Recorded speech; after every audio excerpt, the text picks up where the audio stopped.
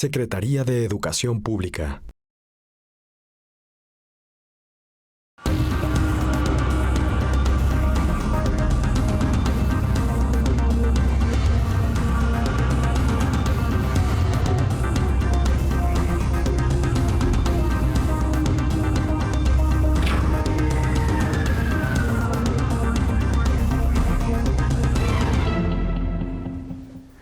El actual titular de la Secretaría de Hacienda y Crédito Público, José Antonio Meade, es un reconocido político con una sólida trayectoria. Ha sido varias veces secretario de Estado. Hombre profesional e inteligente que cohesiona talento y conocimientos para dirigir exitosamente las responsabilidades que le encomendaron.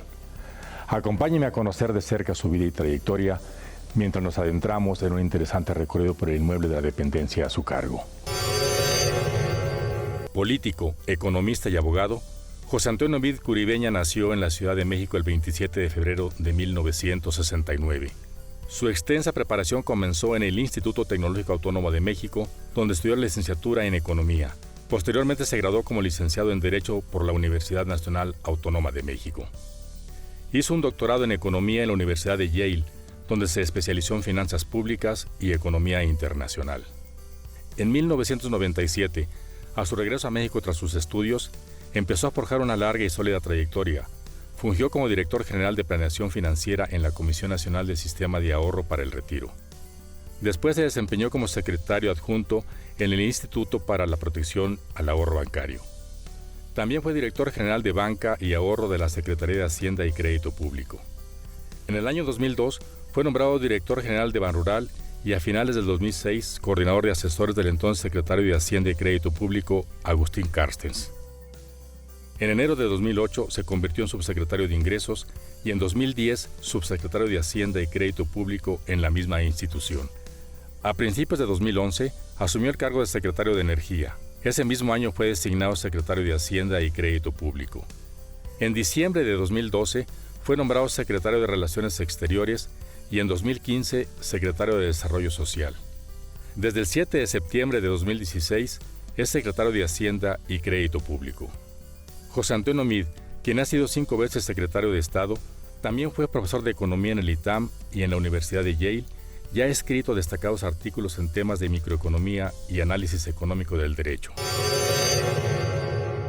Y tuve la fortuna desde que salí casi de la universidad, de ir encontrando oportunidades en este sector, en esta secretaría, en sus diferentes trincheras y poco a poco ir desarrollando una trayectoria en donde recorrí prácticamente todo el escalafón y en cada uno de ellos en la oportunidad de hacer equipo con funcionarios públicos de excepción, con gente muy talentosa, con jefes brillantes y comprometidos, con compañeros de trabajo conocedores y también con un gran sentido de responsabilidad y de amor y de pasión por México. Es un funcionario joven y su prestigio se ha forjado con empeño y disciplina a lo largo de los años. Es el único que ha sido 5 veces secretario de Estado de manera consecutiva en 2 sexenios y con 2 partidos políticos distintos. Muchas gracias por recibirnos, señor secretario. Encantado. Muy contento que estés acá y que nos acompañes. Muchísimas gracias. Mira, la verdad es que un poco el espacio escenario empieza aquí. Aquí en esa parte, sí. Aquí está el directorio. Y en el directorio se aprecian quienes han sido secretarios de Hacienda desde el México independiente hasta la fecha. Y son 4 placas. Y lo interesante un poco al observarlas es que 3 de ellas explican nuestros primeros 70 años de vida independiente. Hubieron más de 120 secretarios de Hacienda. La estancia promedio de un secretario de Hacienda era de apenas 7 meses.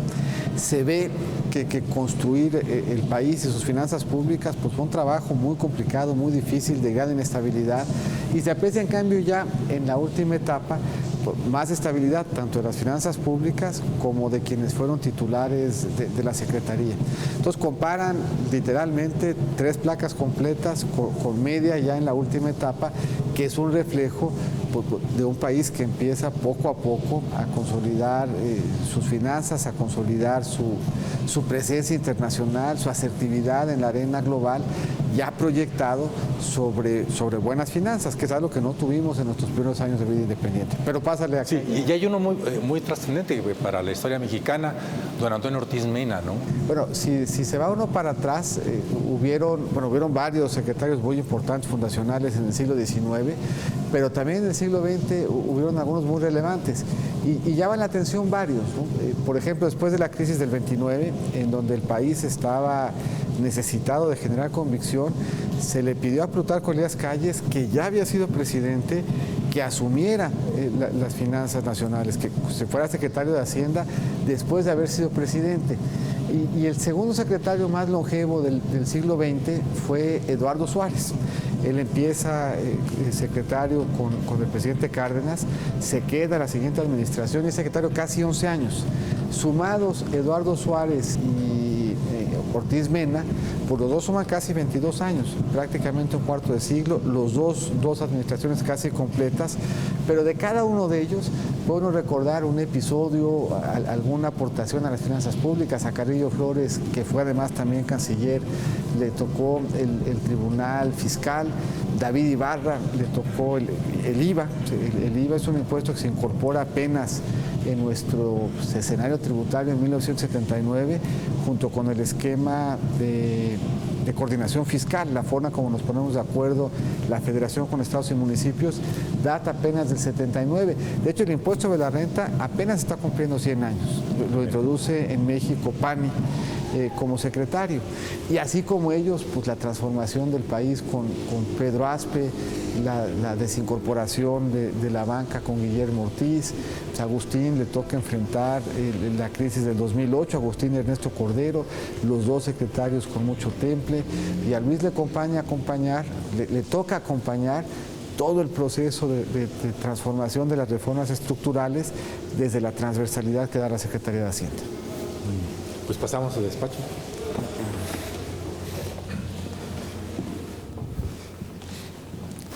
Esta es la galería de los secretarios. Que es una galería reciente desde alguna perspectiva. Es un esfuerzo que se fue haciendo continuamente, en donde el secretario que se iba revelaba el cuadro del que lo había antecedido, se interrumpió por un tiempo, retomó la costumbre Chucho Silva Herzog, que la actualizó, y a partir de él cada secretario ha develado el cuadro de su antecesor, y ahí están de quienes habíamos platicado. Está Eduardo Suárez, está Ortiz Mena, está Carrillo Flores, y alcanza uno a ver, que es un tema que habíamos comentado, secretarios transeccionales, menos secretarios discontinuos. Para ver un secretario que regresa después de haberse ido, sí tiene uno que regresarse algunos años atrás en la historia, pero no es inusual en nuestra historia que hayamos tenido secretarios que han servido en más de una administración. Y la parte reciente fue el trabajo de rescate de quienes fueron secretarios en el siglo XIX. Pues ahí tuvimos, en los primeros años, 120 secretarios. Se identificaron a los más emblemáticos para recoger un poco toda la tradición de servicio público en la Secretaría. Y de nuevo, cuando va uno viendo las historias de cada uno de ellos, se encuentra episodios interesantes. El quinto secretario de Hacienda, Zavala, fue, por ejemplo, fue vicepresidente de la República de Texas. Y está pues Matías Romero, está Limantur, están secretarios que fueron muy importantes en la historia de nuestras finanzas públicas. Su notable habilidad en las finanzas se presentó desde la universidad. En el Instituto Tecnológico Autónomo de México recibió mención honorífica en el Premio Nacional Tlacaelel de Consultoría Económica, con su tesis en la que analizó el impacto de la seguridad social y el tratamiento fiscal sobre los planes de pensiones privadas. Fue en la oficina donde se manejan las finanzas nacionales desde hace 130 años que José Antonio Meade nos compartió los momentos más importantes de su infancia y cómo descubre su vocación por servir a la gente. Proviene de una familia destacada en el país. Es nieto del abogado y escultor José Curibeña e hijo de Dionisio Meade, el destacado abogado y economista. Su madre, María, es pintora. Vengo de una familia también integrada por servidores públicos, también de tradición hacendaria. Mi papá es economista y abogado de la UNAM, fue servidor público, lo sigue siendo, preside ahora la Fundación UNAM, trabaja en el Banco de México. Parte importante de su trayectoria fue en la Secretaría de Hacienda, en donde trabajó en diferentes lapsos, en distintas áreas. Trabajó en asuntos hacendarios internacionales, fue el director general de promoción fiscal. Entonces había una gran tradición en la familia de vinculación con el servicio público, en particular con la Secretaría de Hacienda. Mi mamá educadora y trabajó también mucho tiempo en el DIF. Entonces en la casa se vivía con el ejemplo familiar, los valores del sector público y los valores y la importancia del servicio a los demás. Mi papá, hijo de un contador, tuvo ocho hermanos. Contador que le tocó, mi abuelo le tocó traer las primeras computadoras a México, unas computadoras Bull, las que todavía funcionaban con tarjetas. Le gustaba mucho el dominó y apuntábamos en esas tarjetas, de las que le sobraron muchas, varias partidas de dominó. Mi abuelo materno, hijo de inmigrante libanés, zacatecano, estudió al mismo tiempo artes plásticas y leyes. Fue abogado bancario, fue abogado por muchos años de Bancomer, y durante su abogacía, durante su ejercicio profesional, siempre vinculado al arte, y se retira en 1979 para de tiempo completo dedicarse a las artes plásticas, a la escultura y a la pintura. Y de hecho, la Secretaría de Hacienda tiene una particularidad, permite que los artistas paguen impuestos en especie.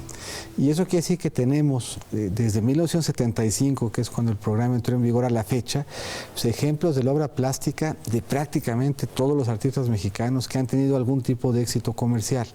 En la Secretaría, en el patrimonio de la Secretaría, hay obras que fueron resultado del trabajo artístico de mi abuelo, y una de las obras es esta que tienen acá a la vista, y que está y que decora desde hace algunos años la oficina del secretario. Sí. ¿Y cómo fue su infancia? Mira, tengo 4 hermanos, somos 4 niños en la casa, con muy buenas oportunidades desde el punto de vista educativo. Mi papá y mi mamá muy comprometidos en la educación de ambos, la oportunidad de una educación bilingüe.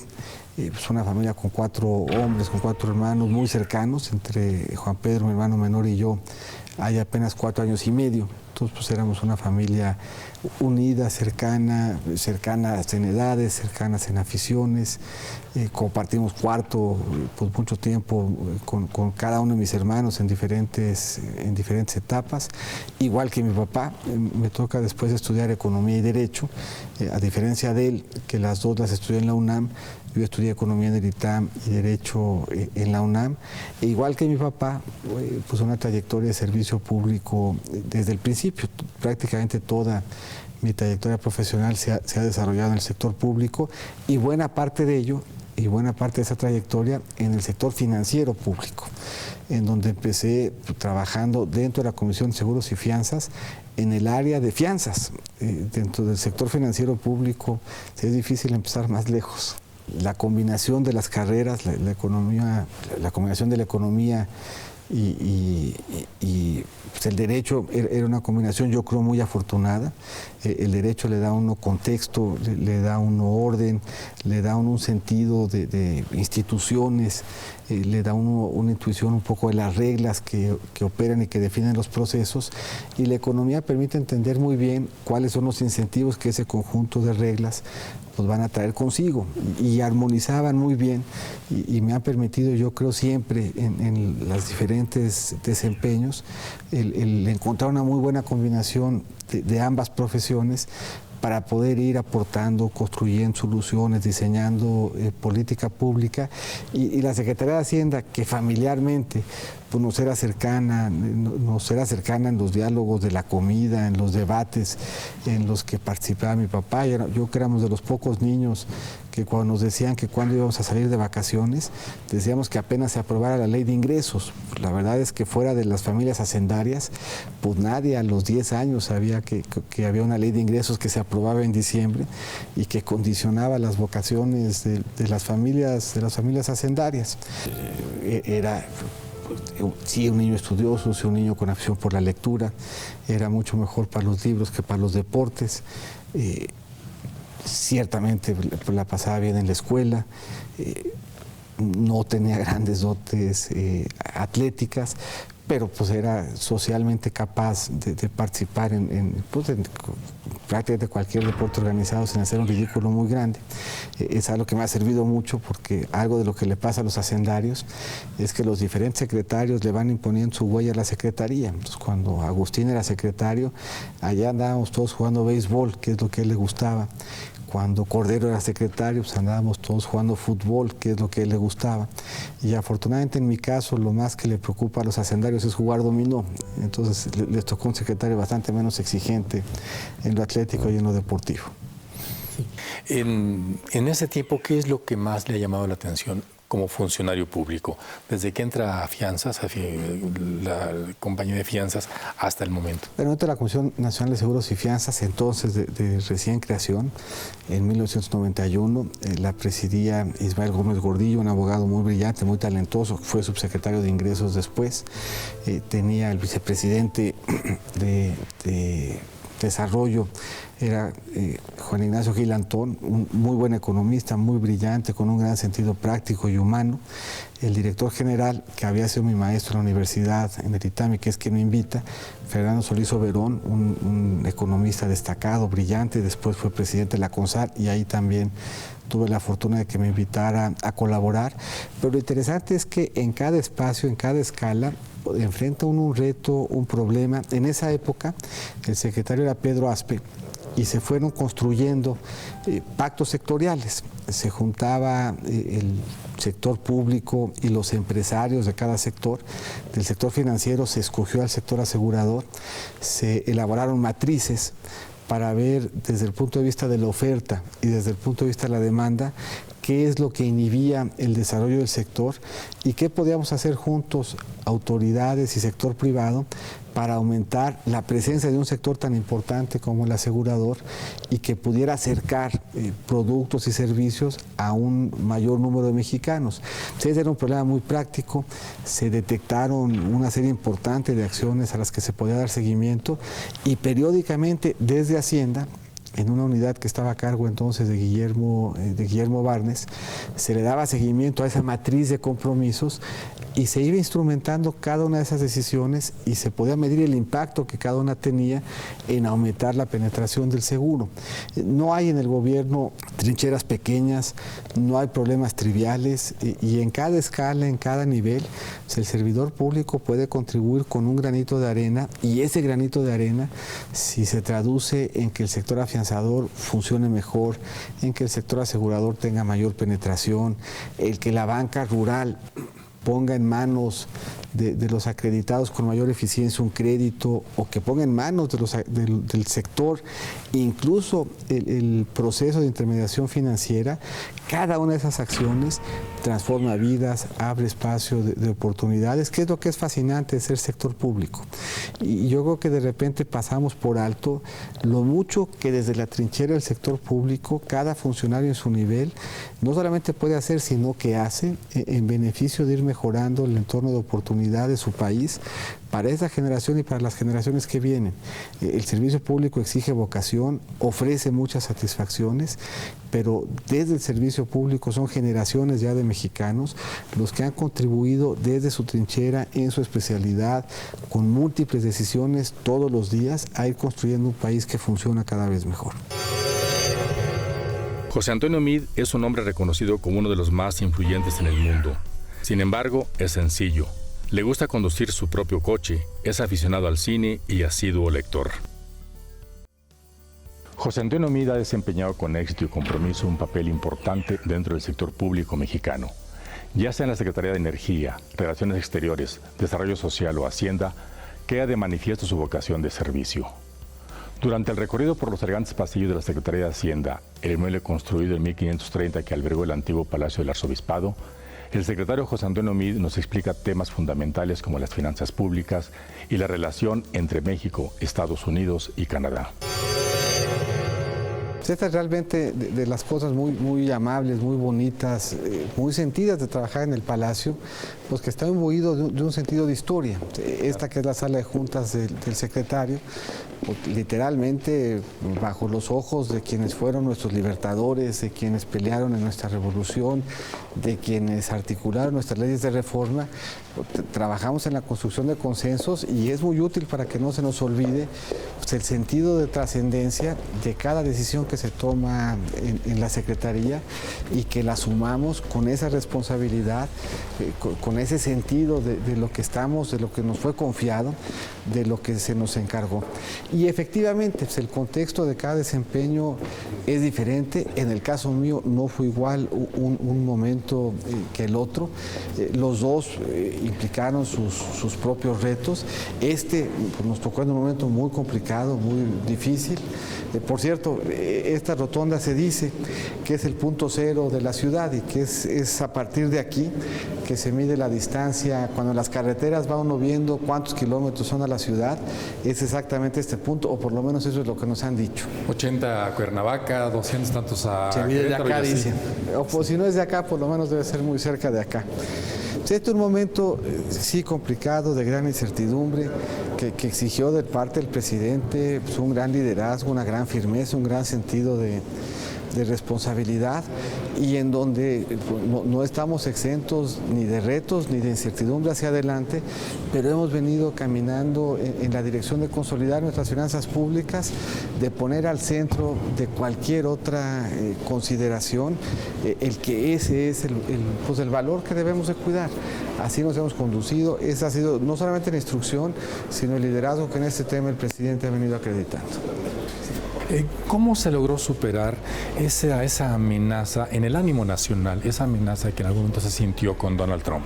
Mira, yo creo que es un tema en donde seguimos teniendo incertidumbre que se ha venido acotando en términos de riesgo por la vía del diálogo. La Cancillería, el canciller ha hecho un gran trabajo, el presidente pues ha hecho también un trabajo muy importante y en donde poco a poco han venido, yo creo, anclando esa incertidumbre dos temas fundamentales. Por un lado, las finanzas públicas, los fundamentos de nuestras finanzas públicas que son sanos, y por otro lado, pues los fundamentos de la relación entre México, Estados Unidos y Canadá, que es una relación importante, que es una relación profunda, que es una relación que genera prosperidad para los tres países. Creo que ha sido un trabajo de muchos, de los dos lados de la frontera, en los tres países, con un manejo del presidente, del canciller, de los equipos de las dos administraciones y de las dos sociedades que tienen mucho en juego en que el proceso de integración norteamericana camine bien. Sigue siendo un tema en donde tendremos episodios de incertidumbre hacia adelante, pero donde si cuidamos los buenos fundamentos de las finanzas públicas, que lo son estructuralmente, que no se han descuidado en ningún momento, y si cuidamos los buenos fundamentos también de esa relación, sabremos por la vía del diálogo seguramente encontrar un buen acuerdo. Sigue siendo un tema importante, pero es un tema en donde de nuevo pues, el trabajo de todos los participantes, el liderazgo del secretario de Economía, y en general el reconocimiento de que es una relación que para México es muy importante, pero que es una relación que para el proceso de integración norteamericana también es muy importante, pues nos ha venido ayudando a que la incertidumbre se empiece a acotar. Ahí sigue, es un tema pues que va a implicar un trabajo de gran compromiso, de mucho tiempo, ciertamente de gran complejidad técnica, pero yo creo que de nuevo el liderazgo del presidente, el compromiso, la claridad, la experiencia de los negociadores mexicanos encabezados por el secretario de Economía, pues habrá de ayudarnos a que lo llevemos a buen fin. Esta es una parte interesante de la exposición, pues aquí está el artículo tercero, la educación pública, y lo que se buscó hacer en la exposición es ambientar cada artículo con algunos elementos gráficos que nos ayuden a ponerlo en contexto y pues nada más gráfico que las obras que luego fueron plasmadas en las portadas del libro de texto gratuito. Esto lo recordamos todos como la madre patria. Sí, así es, y este es el original. Entonces la verdad es que sí es una exposición bien interesante de recorrer por lo que nos dice de nuestra historia, por lo que nos dice pues de los retos de ir construyendo instituciones y por la muy buena ambientación y curaduría que tiene la exposición, que la hace una exposición muy ágil, muy entretenida, muy didáctica y que nos ayuda a acordarnos cuáles fueron las luchas que se dieron para que se reconocieran en la Constitución una serie de derechos y es que esos derechos se fueran poco a poco en el tiempo desarrollando en instituciones. Y aquí vemos desde las de la educación pública, tenemos imágenes de la universidad, del Instituto Mexicano del Seguro Social, de Petróleos Mexicanos, del papel que ha tenido México, por ejemplo, en el asilo, de la forma como hemos venido garantizando los derechos a expresarse. Los números son muy favorables en este sexenio: generación de empleos, inversión, reformas estructurales, etcétera. ¿Qué ha faltado para dimensionar más la obra de este sexenio? Mira, la verdad es que yo creo que es un planteamiento bien interesante y que no es exclusivo de México. Si nosotros revisamos lo que ha venido pasando en otros países, pues en lo que va de la administración hemos visto 4 primeros ministros australianos, 3 primeros ministros italianos, vimos lo que pasó en el Reino Unido, lo que pasó en España, que estuvo casi un año sin gobierno, lo que ha pasado en países como Brasil y algunos otros, y todos tienen en común la necesidad, el reto, la dificultad de construir espacios de comunicación y de confianza entre gobierno y sociedad. La verdad es que las reformas se concibieron para entrar en vigor en un contexto mucho menos complicado del que enfrentamos, pero enfrentando un contexto bien complicado, las reformas han acreditado su valía. No se entiende México hoy sin la reforma fiscal que nos da salud en las finanzas públicas. No se entienden los 2.7 millones de empleos sin la reforma laboral. No se entiende el dinamismo del consumo sin esa creación de empleos, pero sin una reforma financiera que acompañara de un crédito sano, de más crédito y más barato que el que teníamos previo a ello. No se entiende el dinamismo y la resistencia de muchos sectores sin la reforma energética o la de telecomunicaciones.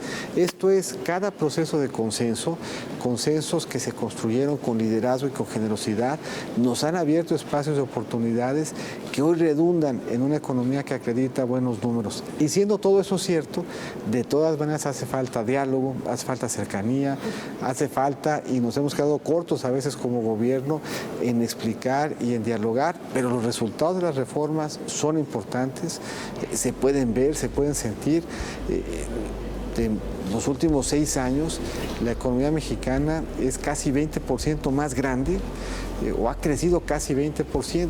La verdad es que un crecimiento de casi 20% en un lapso breve, si bien las tasas de crecimiento no han sido las que nos gustaran, es una tasa de crecimiento bien robusta, muy parejita en términos de continuidad y de tiempo, y sí refleja pues, un país de otras dimensiones del que teníamos hace apenas 6 años. ¿Cómo avisora usted lo que resta de este año y el próximo, que es un año electoral y con vaivenes políticos singulares? Van a ser años de reto, van a ser años de incertidumbres algunas propias de la economía, incertidumbres que nos vienen de fuera, y ello nos obliga a redoblar esfuerzos para que lo que sí podemos controlar, para que donde podemos mandar señales de certeza, en la conducción sobre todo de las finanzas públicas lo vayamos haciendo.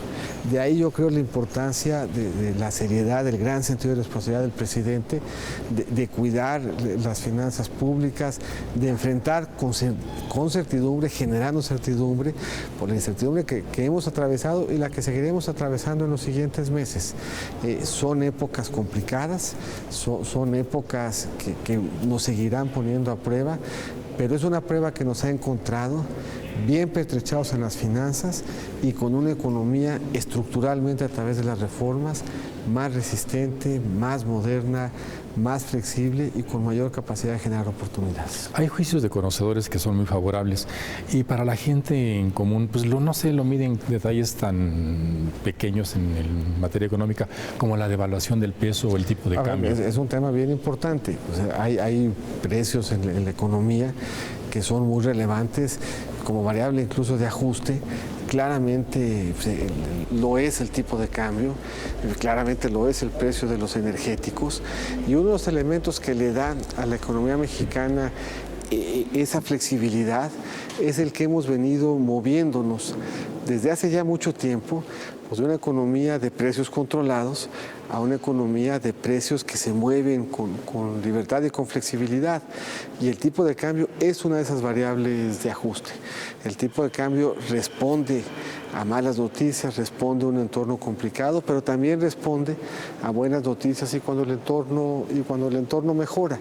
Nos ha servido mucho al país el tener esta variable en el tipo de cambio para amortiguar muchos de los choques que nos vienen de fuera, y en general, mientras más flexibilidad en los procesos conforme a los cuales se fijan los precios, mientras menos distorsiones le vayamos introduciendo, mejor irá funcionando la economía. ¿El tipo de cambio es adecuado según su punto de vista?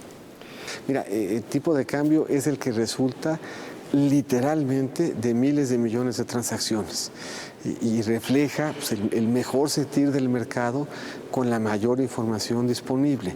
Nosotros pensamos a principio de año que ese tipo de cambio estaba reflejando un escenario que era muy difícil que se diera y que estaba muy lejos de los fundamentales de la economía de México.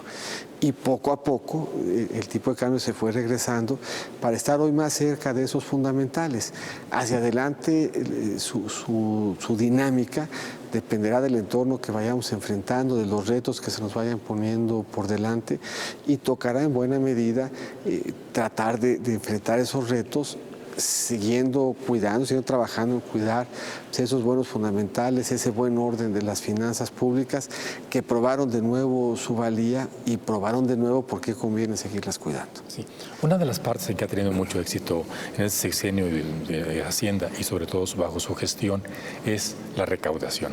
Aquí se recaudaba, aquí es la tesorería. Esta es la tesorería. Mira, ahí sí hay que reconocerle mucho mérito a la reforma fiscal, a la que impulsó el presidente Peña Nieto, a la que concibió el secretario Videgaray, y acreditarle valía en un contexto bien difícil. En 2014, hace apenas 2 años, el entonces secretario amaneció el año con el precio del petróleo arriba de 100 y lo terminó con el precio del petróleo abajo de 50. Y hace 1 año y unos meses, en febrero del 2016, el precio del petróleo era de $18. Esto es, en un lapso de apenas 14 meses, perdió el 80% de su valor. México perdió 5 puntos del PIB de recaudación y lo sustituyó gracias a la reforma hacendaria. Y ahí yo creo que hubo virtud en el diseño de la reforma y hubo virtud también en la forma como se implementó en la administración tributaria, que este año cumple 20 años y que ha tenido en esta administración a 2 titulares muy talentosos, Aristóteles Núñez y Osvaldo Santín, que han sabido implementar la reforma de forma tal que en un marco en donde México pierde una parte muy importante. Estamos hablando de un ingreso petrolero que la última vez que yo fui secretario en el 2012 era 40% del ingreso público y que ahora, este año que termine, va a ser probablemente cercano al 15%. O sea, perdimos la tercera parte de esos ingresos en un lapso muy breve y lo pudimos sobrellevar en buena medida por una reforma fiscal que se hizo a tiempo y que nos dio una gran capacidad recaudatoria y nos la dio por la vía de ampliar de manera muy importante la base. Hoy son muchos más los mexicanos que contribuyen al gasto público y son muchos más los servicios que se le ofrecen a esos mexicanos desde la administración tributaria. En este ciclo de recaudación que terminó, prácticamente 1 de cada 2 asalariados tuvieron su declaración prellenada y no le hicieron ningún cambio al tiempo de declarar. Hubieron algunos que le hicieron pequeñas modificaciones y ajustes, pero prácticamente el 100% la entregó por la vía electrónica y utilizó el formato prellenado que le dio el SAT. Y este año, además de los asalariados, pusimos a disposición un producto que va a prellenar las declaraciones de las personas morales, de los pequeños y medianas empresas, de las pymes, y les va a elaborar incluso su contabilidad, no solamente ya permitiéndoles cumplir con pues, con su obligación de aportar al gasto público, sino incluso el que con la información que nos dieron podamos ayudarles a hacer su propia contabilidad. Sí fue una reforma importante en todo sentido, en ampliar la base, en fortalecer el ingreso público, pero también en dar los mejores elementos para dar una mejor atención al contribuyente. ¿Y la siempre la podemos simplificación? mejorar, pero hemos avanzado de forma muy relevante. La pasión por lo que hace y el compromiso con los mexicanos y las instituciones lo han llevado a tener un crecimiento exponencial en su carrera. Le agradezco su atención y lo invito para que nos acompañe en la próxima emisión para conocer, en corto, a otro destacado mexicano que está moviendo a México.